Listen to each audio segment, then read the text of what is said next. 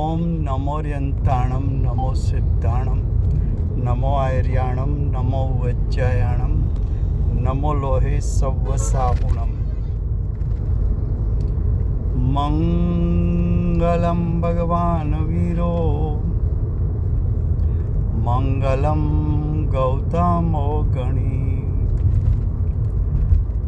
मंगलं कुन्दकुन्दार्यो जैनधर्मोऽस्तु मंगलम्। ओंकार बिंदु संयुक्तं नित्यं जायन्ति योगिनः कामदं मोक्षदं चैव ओंकाराय नमो नमः।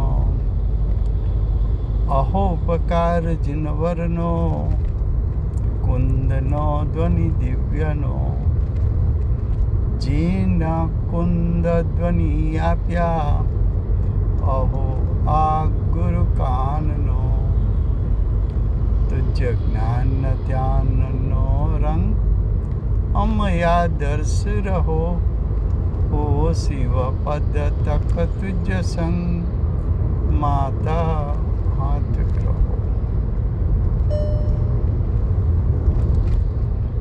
ये समयसार नाम का परम अध्यात्म शास्त्र है। भगवत कुंकुंदाचार्य देव ने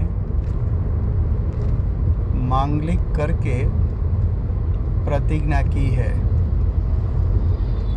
प्रतिज्ञा में कहा कि मैं समयसार को कहूँगा। समयसार का अर्थ किया कि मैं आत्मा के त्रिकाल शुद्ध स्वभाव उसका स्वरूप कहूँगा। समयसार में जीव जीव अधिकार चलता है। जीव जीव अधिकार में आचार्य भगवंत जीव और अजीव के बीच में भेदरूप श्रद्धान करा के त्रिकाल शुद्धात्मा का अवलंबन लेकर सम्यक दर्शन की प्राप्ति कराना चाहते हैं। जीव जीव अधिकार में 49 गाथा चलती है। 49 गाथा में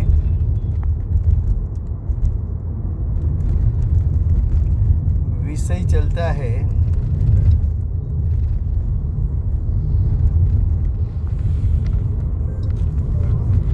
अव्यक्त के बोल। उसके बाद का पैराग्राफ है, लास्ट पैराग्राफ,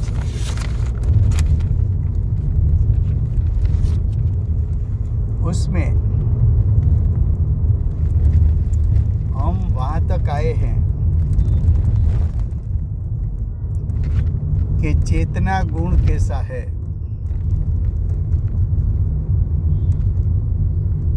यहाँ से पहले गुजराती में लेने का है, हिंदी में चल चुका है। केवो छे चेतना गुण।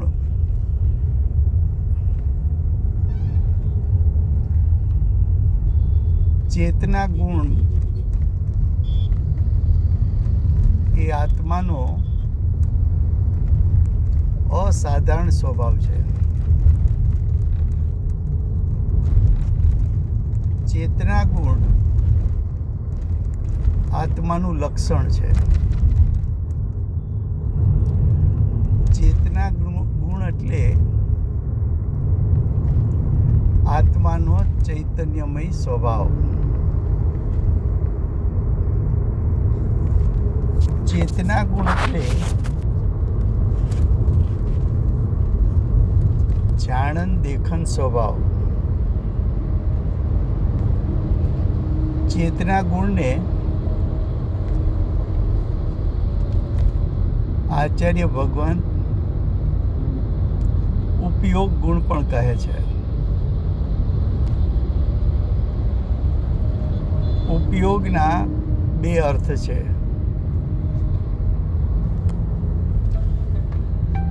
એક અર્થ છે ઉપયોગ એટલે ઉપયોગ ગુણ, અને બીજો ઉપયોગનો અર્થ છે જ્ઞાન રૂપ જે પર્યાય છે એની એકાગ્રતા.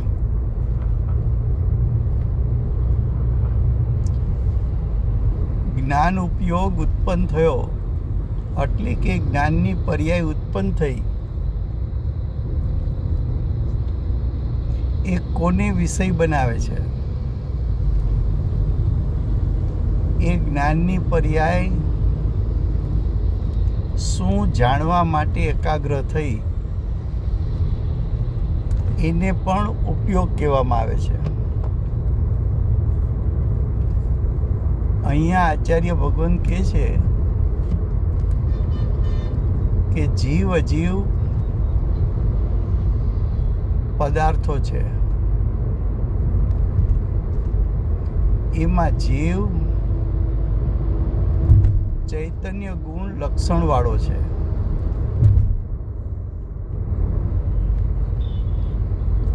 એવો ચૈતન્ય ગુણ જે જીવનું લક્ષણ છે એવું લક્ષણ અન્ય 5 અજીવ દ્રવ્યોમાં નથી.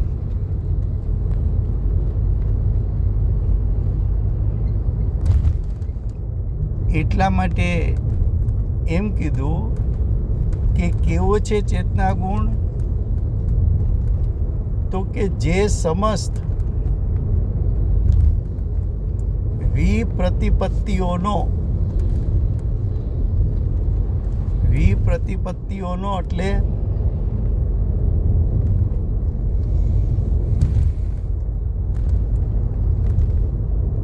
તો કે અજ્ઞાની જીવો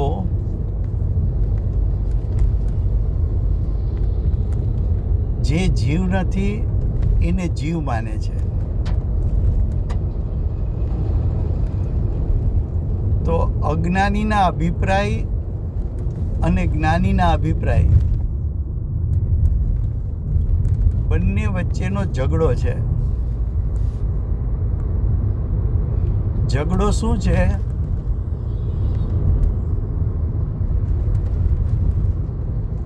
તો કે અજ્ઞાની શરીરને જીવ માને છે, અજ્ઞાની કર્મને જીવ માને છે, અજ્ઞાની 5 ઇન્દ્રિય મનને જીવ માને છે, અજ્ઞાની વિભાવ ભાવોને જીવ માને છે, અજ્ઞાની કર્મના ફળોને જીવ માને છે.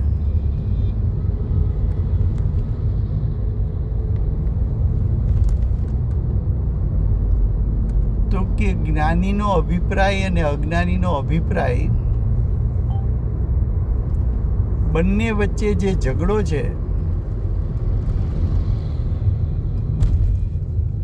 એ ઝઘડો મટાવવા માટે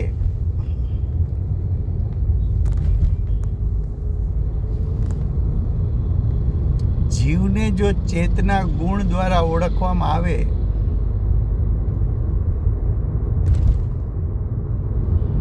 તો આ બધા ઝઘડાનું નિરાકરણ થઈ જાય.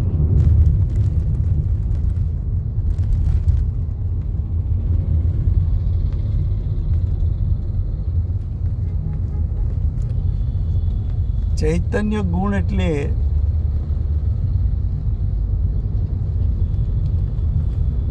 જ્ઞાન દર્શન ગુણ. એમાં જ્ઞાન ગુણની મુખ્યતાથી જો વાત કરીએ તો જ્ઞાન ગુણ સ્વ અને પરને પ્રકાશે છે. પ્રકાશે છે એટલે જાણે છે. સ્વ કોને કહેવું, પર કોને કહેવું?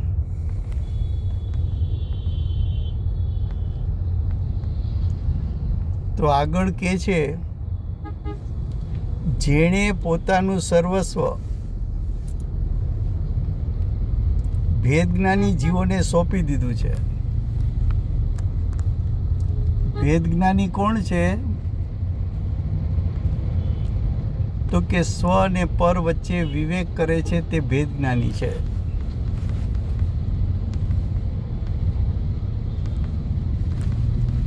ભેદજ્ઞાની કોણ છે?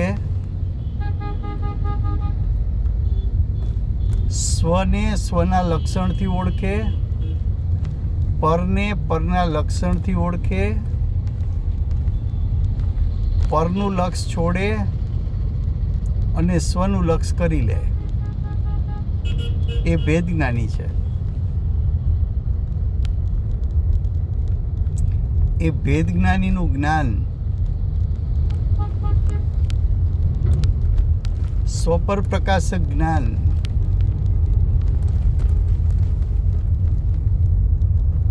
એટલે કે ભેદજ્ઞાનીનો ઉપયોગ એટલે કે ભેદજ્ઞાની ચૈતન્ય ગુણના પરિણામ દ્વારા સ્વપરનો વિવેક કરીને સ્વનું જેવું સ્વરૂપ છે એવું સ્વરૂપ,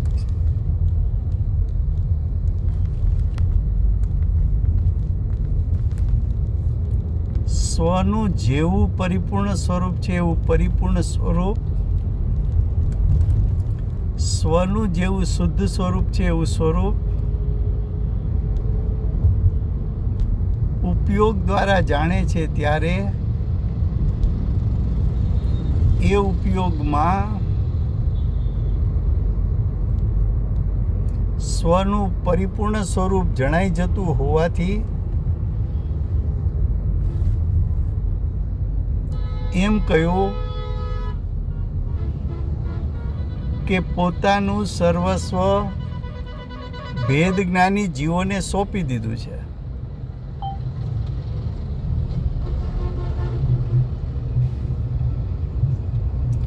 જ્ઞાયક જાણવું હોય તો શેનાથી જણાય? તો કે છે કે જ્ઞાયક જાણવો હોય તો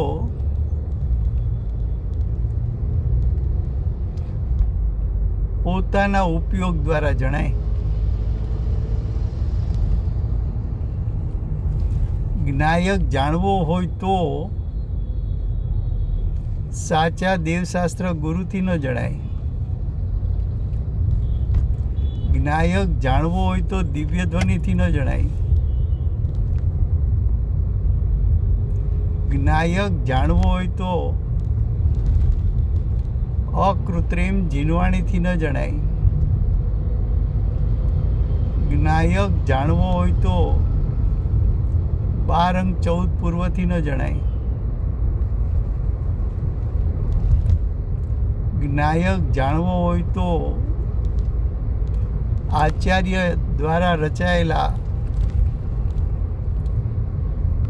આગમો દ્વારા ન જણાય. જ્ઞાયકને જાણવો હોય તો દ્રવ્ય મનથી ન જણાય.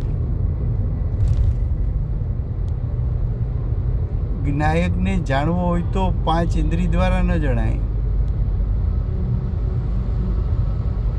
જ્ઞાયકને જાણવો હોય તો રાગથી ન જણાય.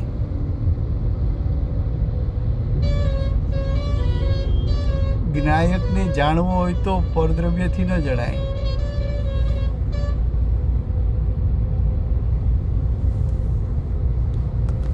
જણાય પોતાની જ્ઞાનની પર્યાયથી.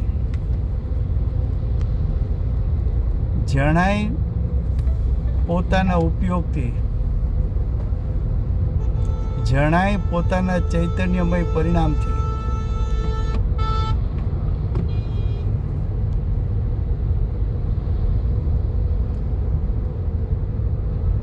ચેતના ગુણ તારું લક્ષણ છે અને જ્ઞાયક લક્ષ છે.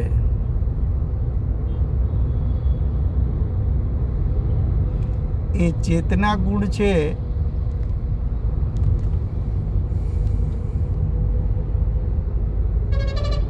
એ કઈ દિવ્ય ધ્વનિનું લક્ષણ નથી. 12 અંક 14 પૂરોનું લક્ષણ નથી.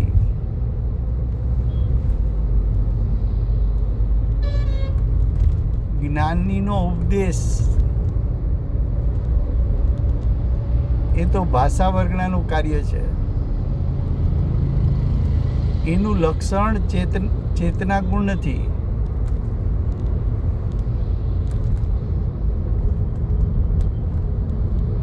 તારે જ્ઞાયકને જાણવો છે ને.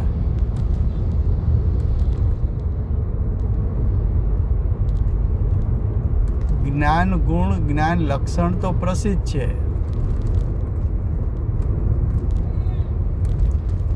પણ પ્રસિદ્ધમાન એટલે કે જેને પ્રસિદ્ધ કરવો છે, એટલે કે જે અવ્યક્ત છે એને જાણવો છે. એ અવ્યક્ત પણ જ્ઞાનની પર્યાય દ્વારા જણાય, ઉપયોગ દ્વારા જણાય.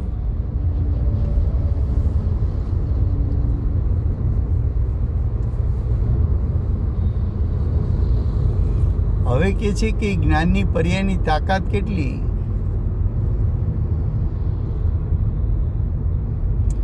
તો કે છે જે સમસ્ત લોકાલોકને ગ્રાસીભૂત કરીને કરી જાણે છે. ગ્રાસીભૂત કરવું એટલે શું? આપણે ગુજરાતીમાં કહેવત છે કે એ તો કોળિયો કરી જાય. કોળિયો કરી જાય એટલે શું?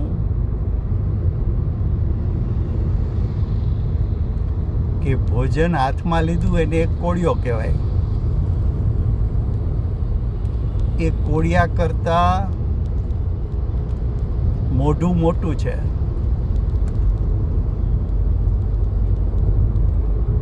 એટલે એક કોળિયા જેટલો આહાર એ તો મોઢું સમાવી લે.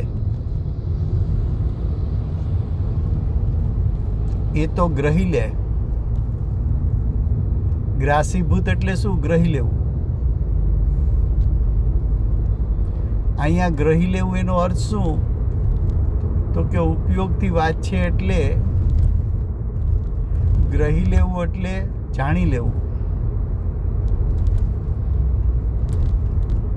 પણ એ જ્ઞાનની પર્યાય જાણે કેટલું? તો કે કેવળ જ્ઞાન રૂપ પર્યાય એક સમયની પર્યાય આખા વિશ્વના પદાર્થોને કોળિયો કરી જાય.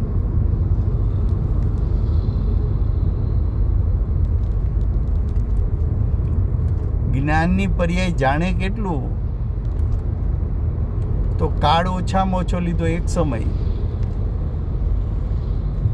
અને જાણવાનો વિષય 3 કાળ 3 લોકના દરેક પદાર્થો, એના દ્રવ્ય સ્વભાવો, એના અનંત ગુણો અને એની અનાદિથી અનંતકાળની પર્યાયો સર્વને એક સમયમાં ગ્રાસીભૂત કરી લે, ગ્રહી લે, જાણી લે એક સમયમાં. જ્ઞાનની એક સમયની કેવળ જ્ઞાનરૂપ પર્યાયની તાકાત કેટલી? તો કે આવા બીજા અનંત વિશ્વ હોત તો જ્ઞાન જાણવાની ના ન પાડત. એટલી તાકાતવાળું છે, બેહદ તાકાતવાળું છે.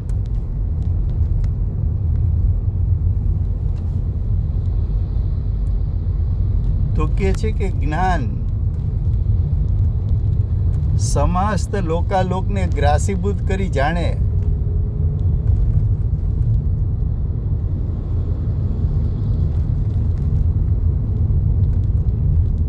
આખા વિશ્વને જાણી લીધું એટલે જ્ઞાન તૃપ્ત થઈ ગયું. એમ કેમ કીધું? તો કે જ્ઞાનના પ્રકાર 5 છે. સમ્યક મતિ જ્ઞાન, સમ્યક શ્રુત જ્ઞાન, સમ્યક અવધિ જ્ઞાન, સમ્યક મનપર્ય જ્ઞાન. પણ સમ્યક મતિ જ્ઞાન 5 ઇન્દ્રિય અને મનનું અવલંબન લઈને જાણનારું છે.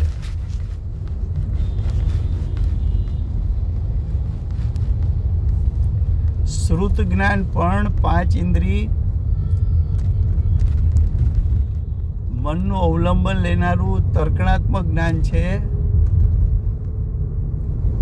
પણ એની તાકાત એટલી નથી કે એક સમયમાં 3 કાળ 3 લોકને જાણી શકે.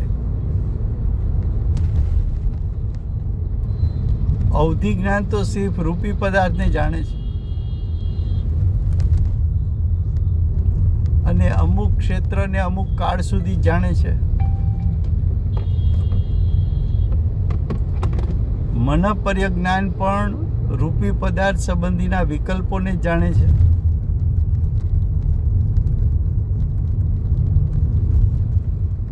તો એ બધા તો મર્યાદિત જ્ઞાન છે. મર્યાદિત જ્ઞાન દ્વારા અમર્યાદ વિશ્વ, બેહદ વિશ્વ,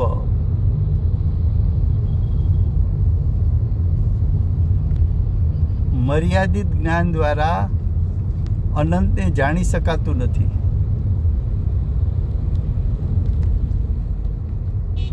અને ક્રમે જાણવા જાય તો અનંતનો અંત આવતો નથી.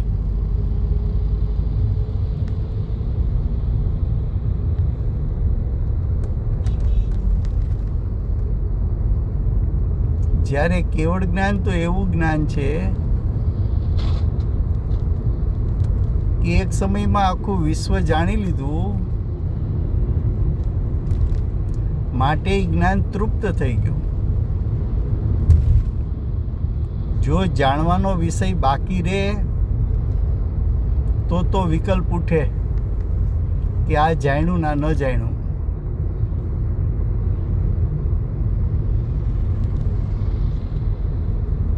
જેમ લોકો લૌકિકમાં બોલે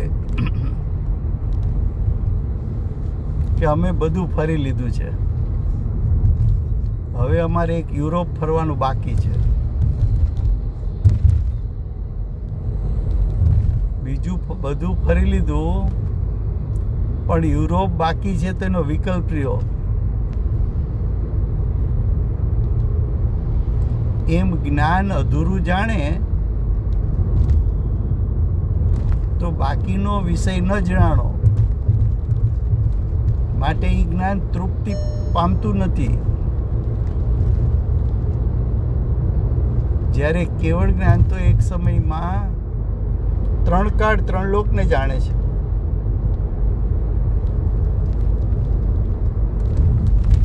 એ જ્ઞાન તૃપ્તિ વડે ઠરી ગયું. એ ઉપયોગ હવે જ્ઞાયક સન્મુખ થયો. હવે જ્ઞાયકની સન્મુખતા છોડીને જ્ઞાયક સ્વભાવથી ચ્યુત થઈને ઉપયોગ બહાર નીકળવાનો નથી.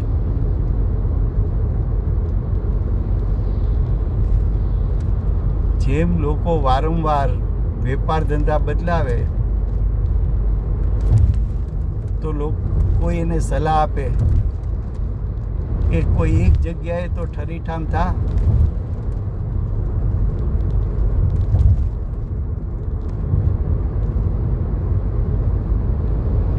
મતિ શ્રુત અવધિ મનપર્ય જ્ઞાન, એમાં તો ઉપયોગને પલટીને એક પછી એક વિષયને જાણવામાં રોકવો પડે. એ તૃપ્તિ નથી પામ્યું.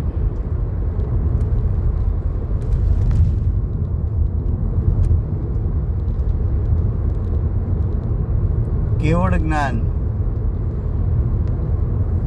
એક સમયમાં 3 કાળ 3 લોકને યુગપતપણે જાણતું હોવાથી તૃપ્ત હોવાને લીધે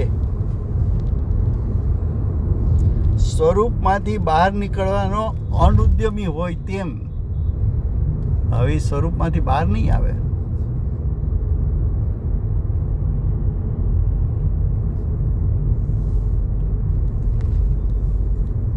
હવે સાદી અનંતકાળ ઉપયોગ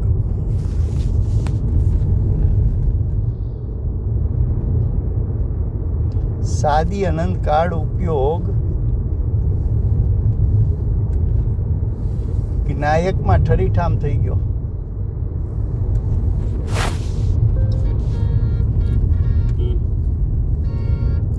એટલે એમ કીધું કે સર્વકાળે એટલે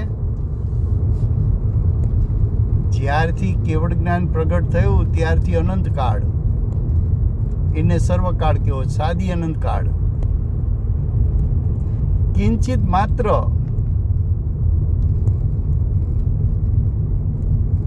એક સમય માટે પણ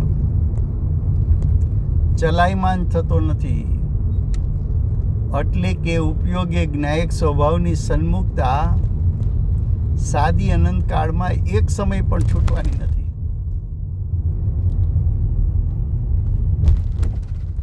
એ રીતે સદાય જરા પણ નહીં ચડતું.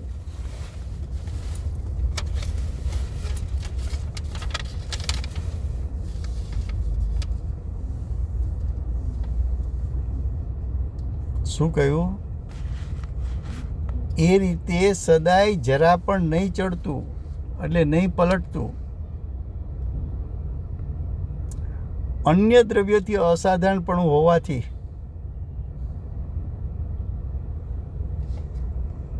અન્ય દ્રવ્યથી અસાધારણપણું એટલે શું?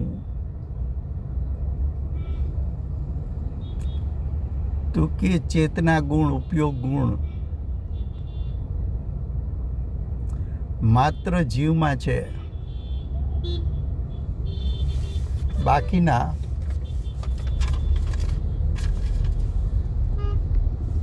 જાતિ અપેક્ષાના 5 દ્રવ્યોમાં નથી અને સંખ્યા અપેક્ષાના અનંત આનંદ દ્રવ્યોમાં નથી. એટલે કે અજીવ દ્રવ્યોમાં ઉપયોગ ગુણ નથી કે ઉપયોગ ગુણનું પરિણામ નથી. ગુણ નથી તો એનું પરિણામ ક્યાંથી હોય?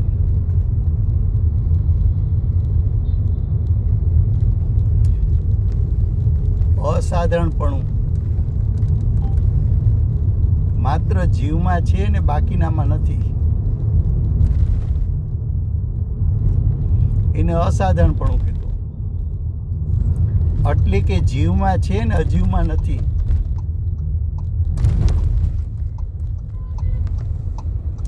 એટલે કે ચેતના ગુણ દ્વારા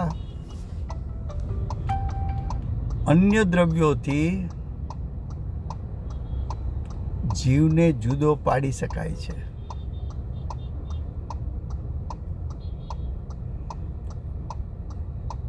જીવ ચૈતન્ય ગુણમય છે, જીવ ચૈતન્ય ગુણવાળો છે, જીવ ઉપયોગ લક્ષણથી લક્ષિત છે. એ વાત જો સ્વીકારવામાં આવે તો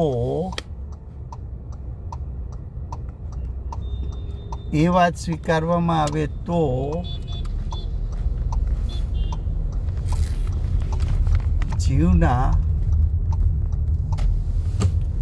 અન્ય તમામ પ્રકારના ઝઘડા મટી જાય છે.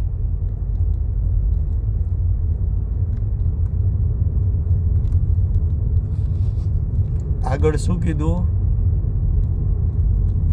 અન્ય દ્રવ્યથી અસાધારણપણું હોવાથી જે સ્વભાવભૂત છે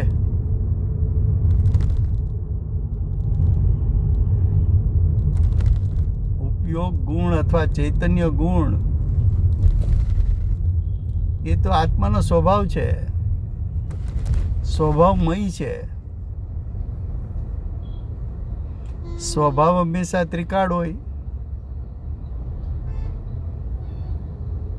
સ્વભાવ તો ચૈતન્ય સ્વભાવ તો આત્માની સત્તામાં અભેદ હોય.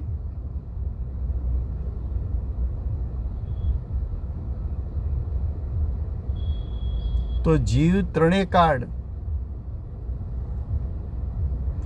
ઉપયોગ લક્ષણથી લક્ષિત છે, કારણ કે લક્ષણ લક્ષમાં અભેદ છે.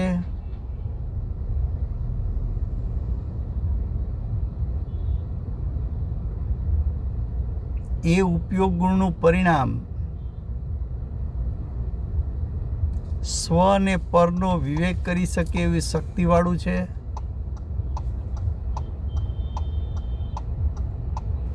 એ ઉપયોગ ગુણનું પરિપૂર્ણ શુદ્ધ પરિણામ એટલે કે કેવળ જ્ઞાન એક સમયમાં ત્રણ કાળ ત્રણ લોકના સર્વ પદાર્થોને ગ્રાસીભૂત કરનારું છે.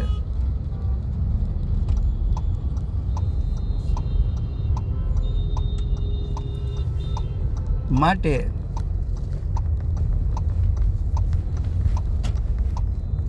તું ચૈતન્ય ગુણથી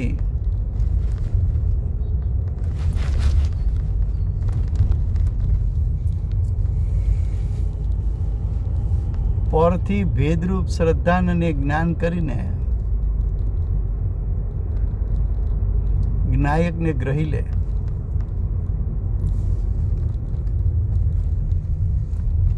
अब फिर से हिंदी में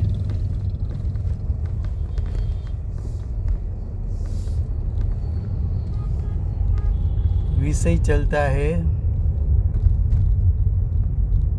जीव जीव अधिकार.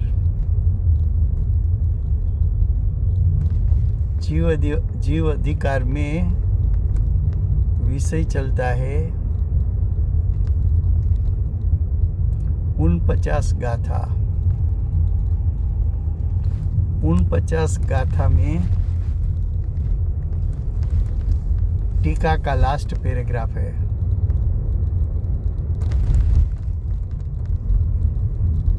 वहाँ प्रश्न उठाया है कि चेतना गुण कैसा है.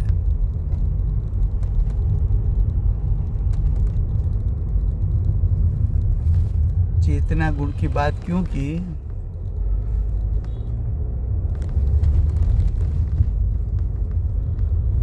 तो कि एक तरफ जीव है, दूसरी तरफ अजीव है.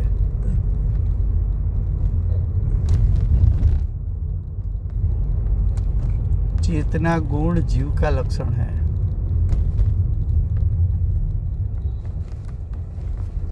और चेतना गुण ऐसा लक्षण है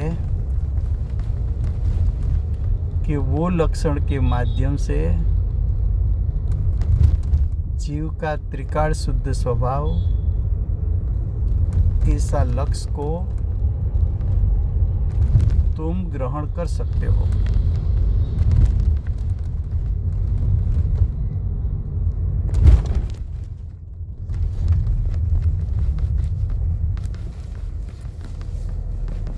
चेतना गुण को असाधारण लक्षण कहा. क्यों? तो कि चेतना गुण सिर्फ जीव में है, दूसरे 5 अजीव द्रव्य में नहीं है. अगर तुझे अजीव से जीव भिन्न है, ऐसी भिन्नता का भान करना है, ऐसी भिन्नता का श्रद्धान और ज्ञान करना है, तो तू चैतन्य गुण के माध्यम से अजीव से जीव भिन्न है, ऐसी भिन्नता का श्रद्धान और ज्ञान कर सकता है.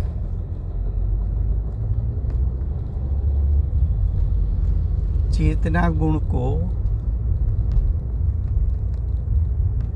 शास्त्रों में दूसरा नाम दिया है उपयोग गुण.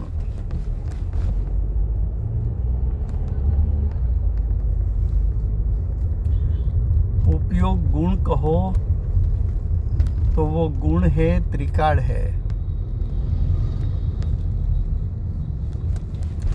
लेकिन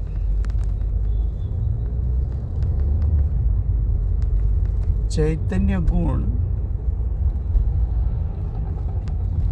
उसकी पर्याय को भी उपयोग कहने में आता है।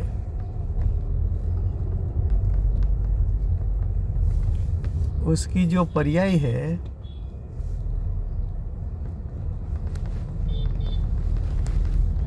वो सोपर प्रकाशक है।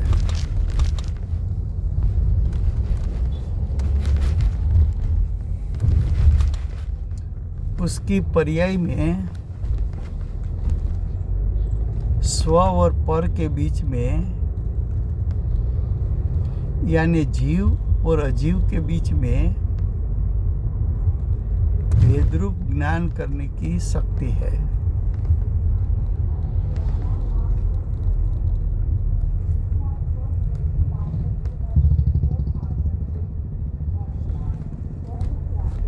वो वेदनभूत गुण है। वेदनभूत गुण हो और स्वपर का विवेक कर सके, ऐसा सिर्फ चैतन्य गुण यानी उपयोग गुण है। ऐसा गुण सिर्फ जीव में है। जो चैतन्य गुण है वो चैतन्य गुण समझने से, उसका सही स्वरूप समझने से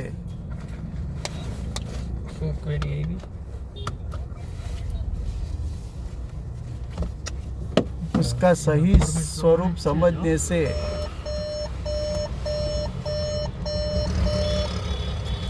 अज्ञानी की विपरीत मान्यता और अज्ञान टल सकता है।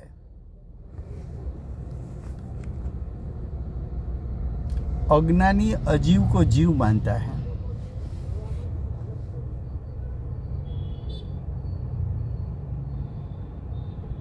अज्ञानी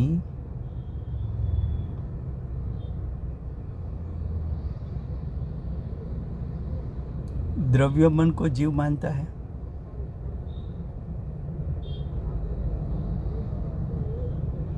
पांच इंद्रिय शरीर को जीव मानता है। 8 प्रकार के कर्मों को जीव मानता है। कर्म के उदयों को जीव मानता है। कर्म के उदय में जुड़ने से जो विभाव होता है उसको जीव मानता है। विकल्पों को जीव मानता है।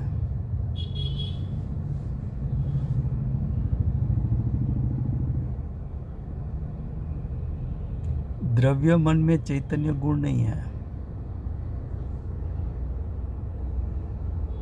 5 इंद्रिय शरीर में चैतन्य गुण नहीं है।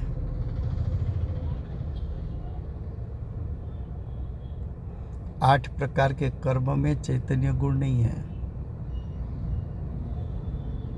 कर्म के उदय में चैतन्य गुण नहीं है।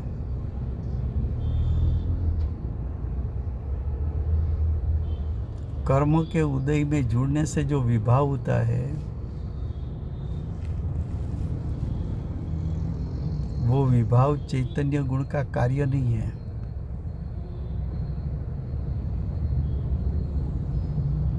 विकल्प राग वो भी चैतन्य गुण नहीं है, पर के लक्ष्य से उत्पन्न हुआ है।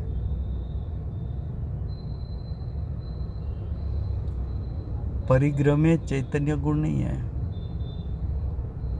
5 अजीव द्रव्य में चैतन्य गुण नहीं है।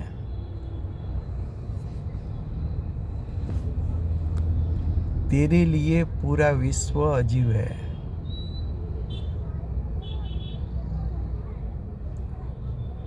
और पूरा विश्व में तेरा चैतन्य गुण कहीं व्यापा हुआ नहीं है। तुझे पर से भिन्न पड़ना है तो चैतन्य गुण का स्वरूप क्या है? चैतन्य गुण किसका गुण है? चैतन्य गुण किसकी सत्ता में अभेद है और चैतन्य गुण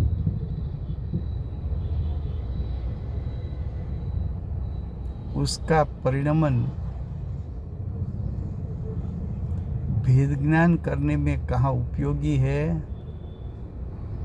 उसका यथार्थ स्वरूप तुझे समझना पड़ेगा।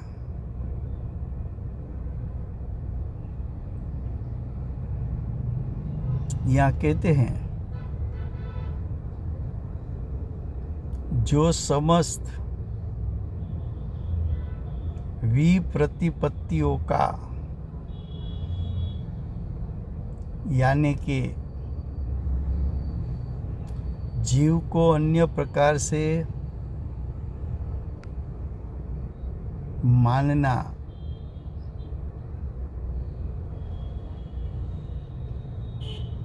उसका झगड़ा चलता है ज्ञानी अज्ञानी के बीच में।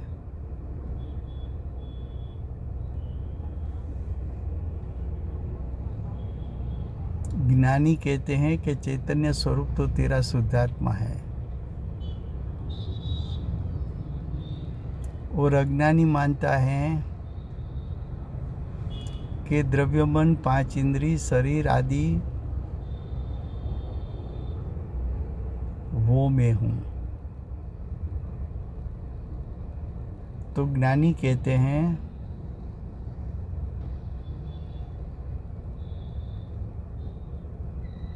कि पांच अजीव द्रव्य में चैतन्य गुण यानी उपयोग स्वरूप वो नहीं है, उससे तेरी सत्ता भिन्न है, अजीवों से तेरी सत्ता भिन्न है।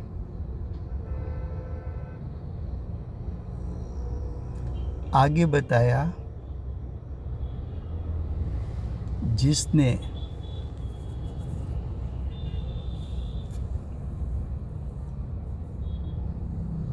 यानी साधक ने अपना सर्वस्व, अपना द्रव्य स्वभाव, अपना अनंत गुण, अपनी अनादि से अनंत काल की पर्याय सर्वस्व भेद ज्ञानी जीवों को सौंप दिया,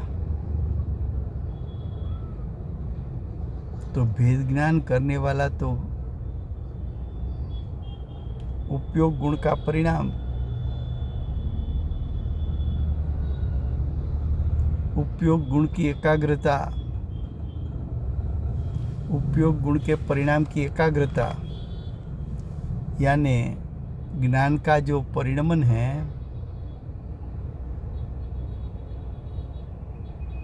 वो उत्पन्न होने के साथ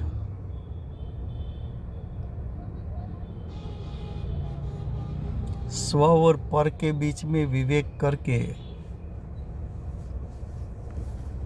स्व और पर का स्वरूप जानकर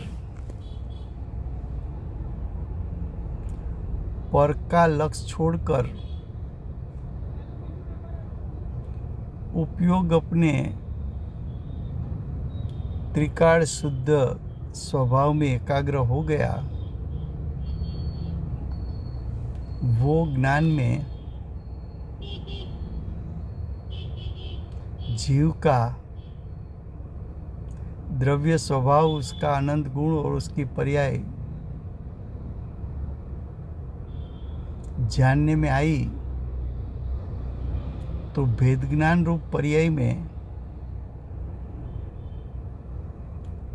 ज्ञायक जो द्रव्य गुण पर्याय स्वरूप है वो जानने में आया। इसलिए ऐसा कहा कि जिसने अपना सर्वस्व भेद ज्ञानी जीवों को सौंप दिया है, भेद ज्ञान किससे होगा? तो के उपयोग से होगा, यानी ज्ञान की वर्तमान वर्ती पर्याय से होगा। भेद ज्ञान सच्चे देव शास्त्र गुरु से नहीं होगा, तेरे लिए अजीव है। पंच परमेष्टि से नहीं होगा, तेरे लिए अजीब है।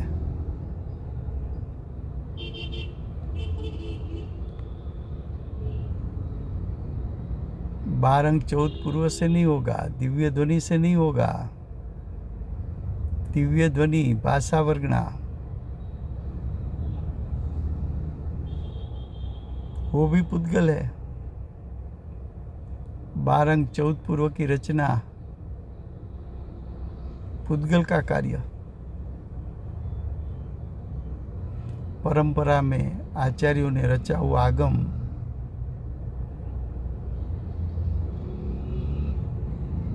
वो भी परद्रव्य अजीव पुद्गल है।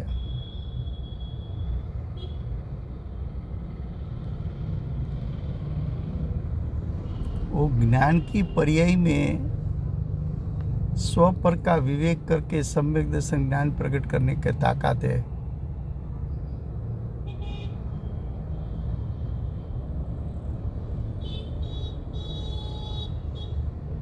ज्ञान किसको कहे?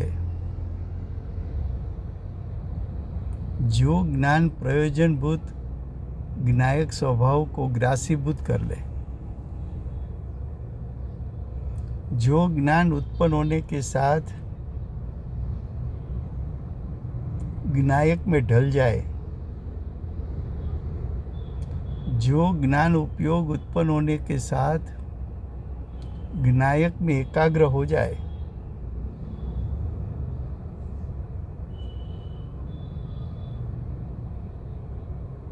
ऐसा ज्ञान का परिणाम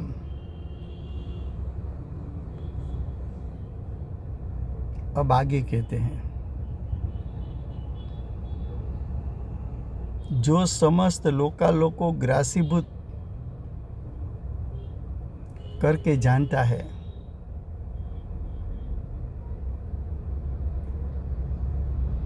लोकालोक को ग्रासीभूत किया तो ज्ञान अत्यंत तृप्त हो गया। तृप्त हो गया क्यों कहा? कि मति ज्ञान, श्रुत ज्ञान, अवधि ज्ञान, मनपर्य ज्ञान सम्यक होते हुए भी पूरे विश्व को जान नहीं सकता। वो ज्ञान क्षोभसम ज्ञान है, अपूर्ण ज्ञान है। उसका उपयोग एक समय में एक को ही विषय बना सकता है। जो उपयोग एक को ही विषय बना सकता है, वो उपयोग तृप्त नहीं होता। दूसरा जानने का विकल्प उत्पन्न होता है, वो भी आकुलता है। और दूसरे विषय को जानने के लिए उपयोग को घुमाना पड़ता है। जब केवल ज्ञान वो ऐसा ज्ञान है कि एक समय में तीन काल तीन लोक के जाति अपेक्षा के सभी द्रव्य, संख्या अपेक्षा से अनंत आनंद द्रव्य, वो सभी द्रव्यों का द्रव्य स्वभाव, उसके अनंत अनंत गुण और उसकी अनादि से अनंत काल की पर्याय और एक एक पर्याय का अनंत अविभाग प्रतिच्छेद सबको युग पद एक समय में एक साथ जान लेता है। तो जिसने पूरा विश्व जान लिया,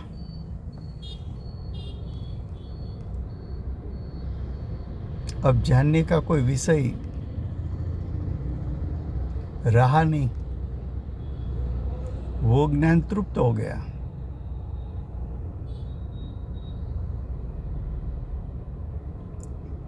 अब ऐसा तो होता है केवल ज्ञान में,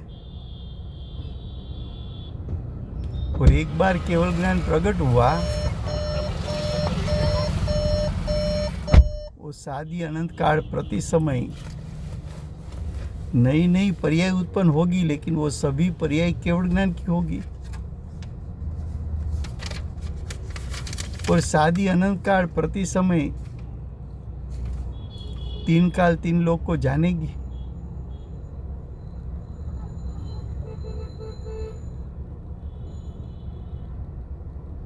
तो ऐसे जीवों को अब अपना उपयोग ज्ञायक स्वभाव में से पलटकर वो उपयोग बाहर आने की कोई आवश्यकता नहीं रही। तब उसका पुरुषार्थ ऐसा नहीं है कि उसका उपयोग बाहर आए। इसलिए कहा कि सर्वकाल का अर्थ है जब से केवल ज्ञान हुआ तब से सादी अनंत काल तक किंचित मात्र भी केवल ज्ञान रूप उपयोग चलायमान होता नहीं। उसका अर्थ ज्ञायक जो स्वभाव है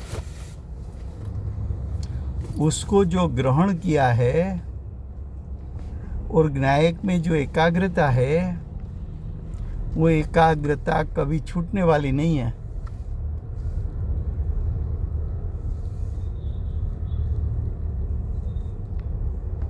आगे कहा इस प्रकार सदा सादी अनंत काल जरा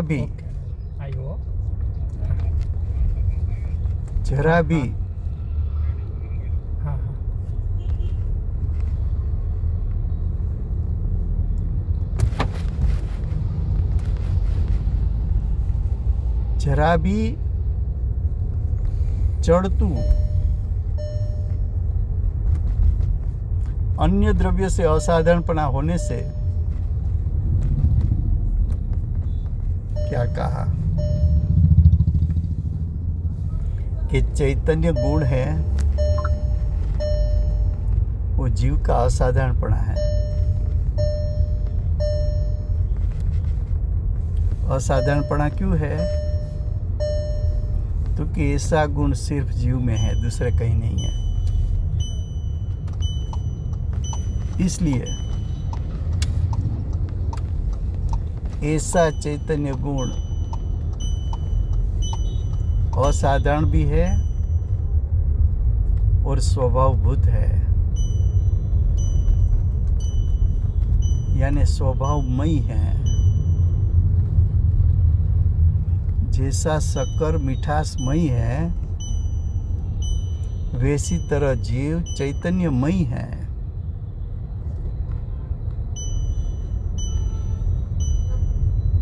तो आचार्य भगवान ने इस गाथा में क्या बताया देखो, लास्ट 2 लाइन में आवो चैतन्य रूप परमात्म स्वरूप जीव છે।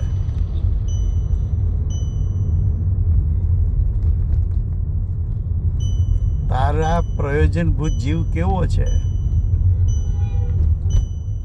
તો કે મારા પ્રયોજનભૂત જીવ અરસ છે, અગંધ છે, અવર્ણ છે, अस्पर्श છે, અશબ્દ છે, અનિર્દિષ્ટ સંસ્થાનવાળો છે, અવ્યક્ત છે અને ચૈતન્ય ગુણથી લક્ષિત છે। જો પરમાર્થ સ્વરૂપ જીવનું આવું તું ચિંતન કર કે આ મારો ચૈતન્ય ગુણ જેનો પ્રકાશ નિર્મળ એટલે સ્વચ્છ, જેનું જ્ઞાન નિર્મળ છે એટલે સ્વચ્છ છે, સ્વચ્છ છે એટલે 3 કાળ 3 લોકને જાણી શકે। આવી ગયો ફોન આવી ગયો। એવી તાકાતવાળું છે. હા ઈ આપણે એવું આ ભગવાન એટલે ભગવાન. ભગનો અર્થ છે લક્ષ્મી. ત્યાં જ જાઉં છું. લક્ષ્મીવાન એટલે અનંત ગુણોનો સ્વામી.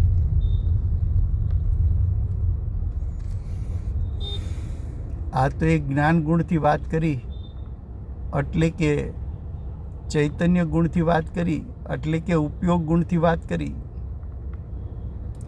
પણ આવા તો અનંત ગુણ જીવમાં અભેદપણે પડ્યા છે.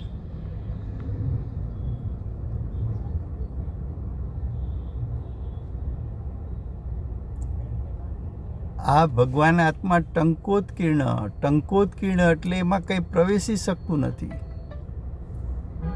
આવી મોહ ગયો. રાગ દ્વેષ એટલે વિભાવ પણ પ્રવેશી શકતો નથી. હા દ્રવ્ય કર્મો હા કે પરદ્રવ્યના ગુણો કે પરદ્રવ્યના ગુણના પર્યાયો જ્ઞાયકમાં પ્રવેશી શકતા નથી.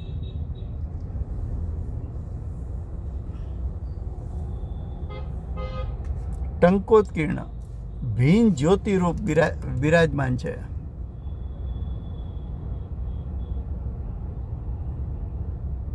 જ્ઞાયકની જ્યોત એટલે કે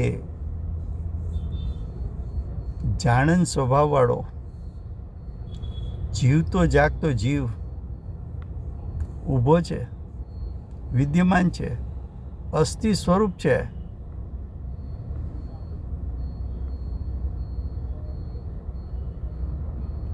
એ અસ્થિ સ્વરૂપ ક્યારે છે, વિદ્યમાન ક્યારે છે તો તણે કાળ. પણ એની વિદ્યમાનતા, એનું અસ્થિ સ્વરૂપ, એનું હોવાપણું એ તો તું એનું લક્ષ કર તો તને જણાઈ આવે છે. હોવા છતાં એનું લક્ષ ન કર તો હોવા છતાં નથી, માટે અવ્યક્ત.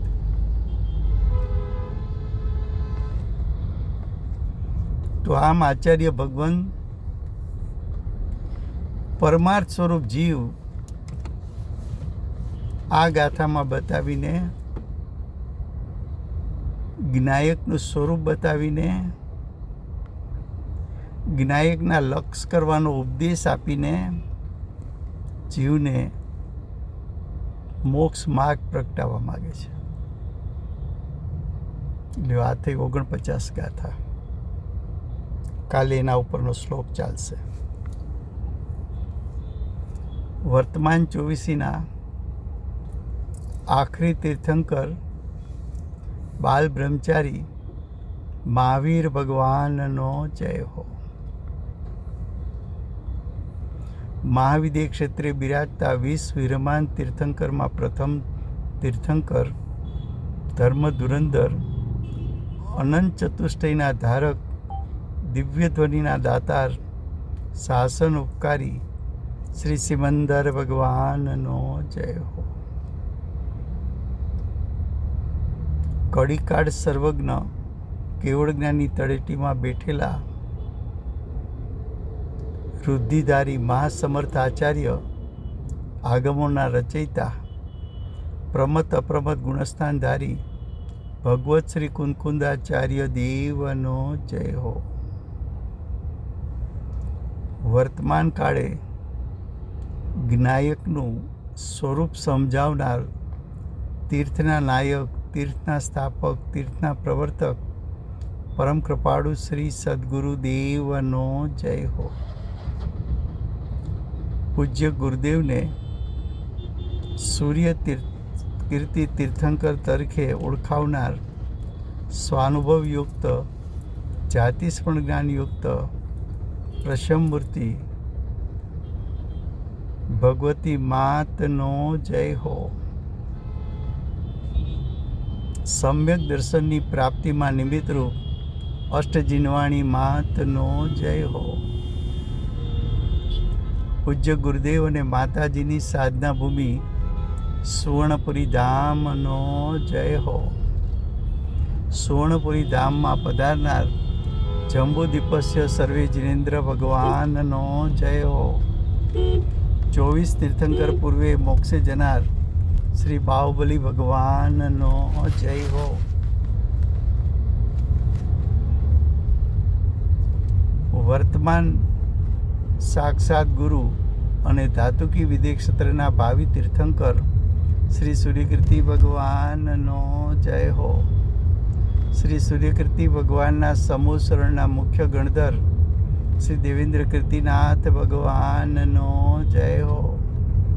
પરમ દિગંબર જૈન ધર્મનો જય હો. Thank you very much, Rajubai. Thank you.